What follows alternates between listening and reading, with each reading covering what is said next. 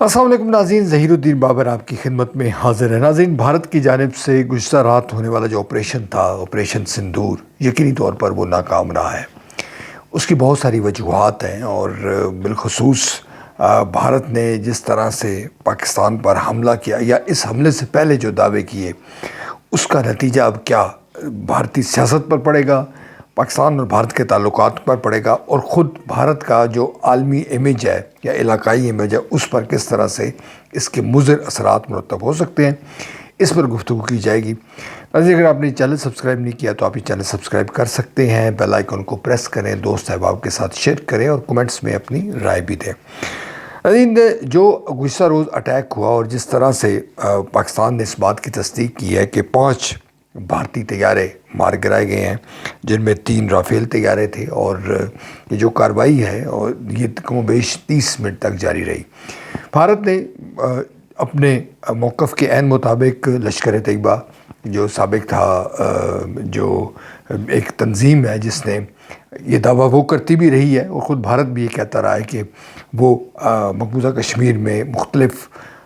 Security forces پر حملوں کی مرتکب ہوئی ہے، اس پر حافظ سعید کی جو تنظیم ہے اس پر کیا، وہاں پر مسجد کو نقصان پہنچا۔ اسی طرح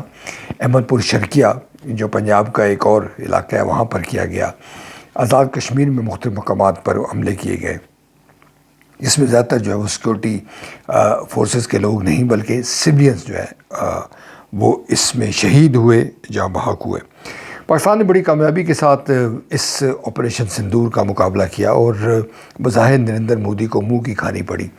اور جو بین الاقوامی میڈیا ہے وہ بھی اب اس بات کو تسلیم کر رہا ہے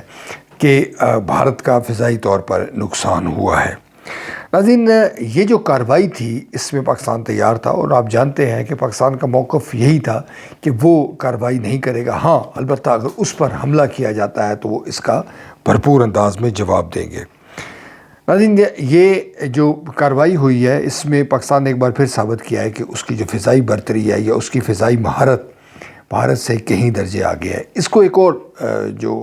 نقطہ نظر ہے یا جو نیریٹیو ہے وہ بھی ہے کہ چائنا جو ہے وہ اس طرح پاکستان کی مدد کر رہا ہے، پاکستان کی جو فضائی اس کی جو صلاحیت ہے وہ اس طرح سے بڑھا رہا ہے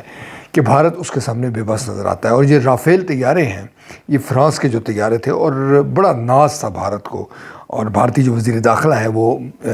ناریل بھی توڑ رہے تھے اور اس کی وہ تصاویر بھی آئیں، اور یہ کہا گیا تھا کہ یہ بھارت کی جو فضائی صلاحیت ہے اس کو انہوں نے 4 چاند لگا دی ہے۔ مگر پاکستان نے جس طرح سے اس کو کاؤنٹر کیا اس سے یقینی طور پر جو رافیل طیارے اس کی بین الاقوامی جو مارکیٹ ہے وہ بھی متاثر ہوئی ہے، اور بین الاقوامی جو چینلز ہیں، نیوز چینل، وہ بھی اس بات کی تصدیق کر رہے ہیں۔ یہاں پر ایک بڑا اہم سوال ہے، اور جو اس وقت یا آنے والے دنوں میں آپ کو اس میں مزید شدت آتی ہوئی نظر آئے گی، وہ یہ ہے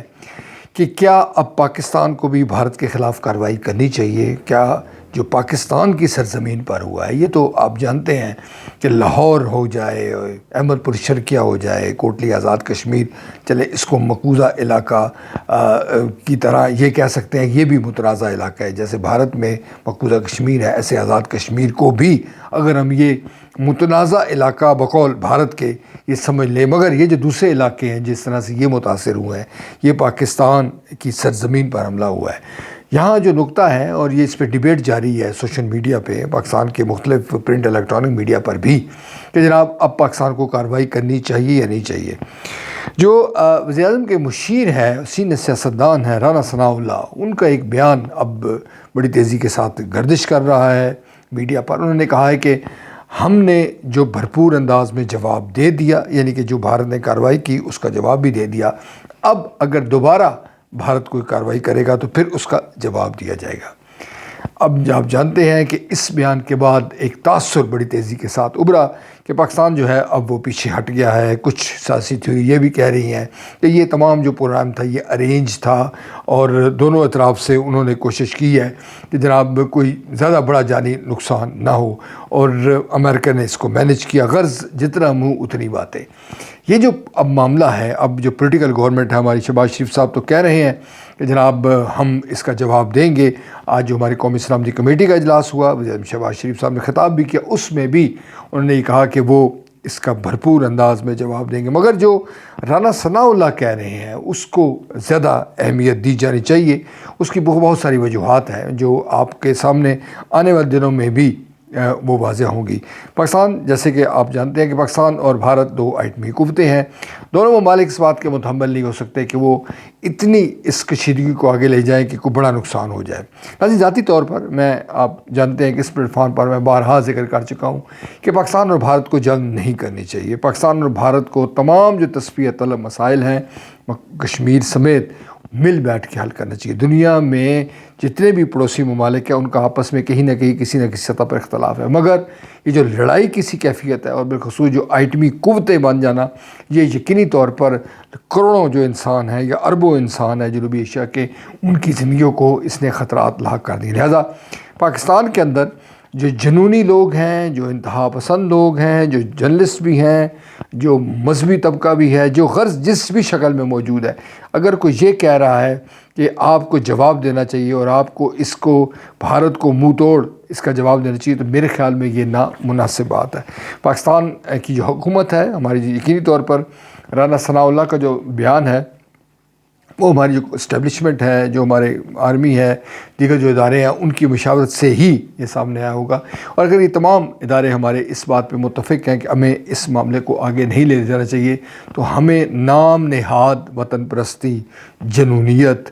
بدلہ لینے کی جو روش ہے اس سے تائب ہونے کی ضرورت ہے۔ دونوں ملکوں کو فوکس کرنا چاہیے کہ وہ بات چیت کو آگے بڑھائیں، اور جو غربت، بے روزگاری، انتہا پسندی، پسماندگی ہے اس جنوبی ایشیا میں، سرحد کے اس پار بھی اور سرحد کے اس پار بھی، اس پہ فوکس کرنا چاہیے۔ امید کرنی چاہیے کہ ہمارے ہاں جو سینس ہے، جو ہوشمندی ہے، وہ غالب آئے گی، اور رانا ثناء اللہ صاحب نے جو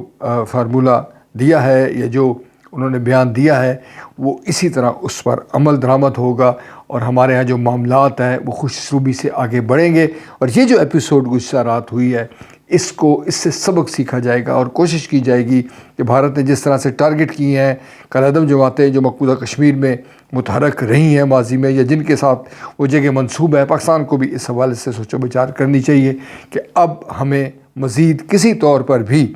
بھارت کے ساتھ جو محاذ آرائی ہے یا کشیدگی ہے اس کو ہوا نہیں چاہیے، بلکہ اور کہ ہم نے اپنا ہاؤس ان آرڈر کرنا ہے، اور بلوچستان، خیبر پختونخوا، پنجاب، سندھ کے جو مسائل ہیں لوگوں کے، جو مشکلات ہیں لوگوں کی، ہم نے ان کو دور کرنا ہے۔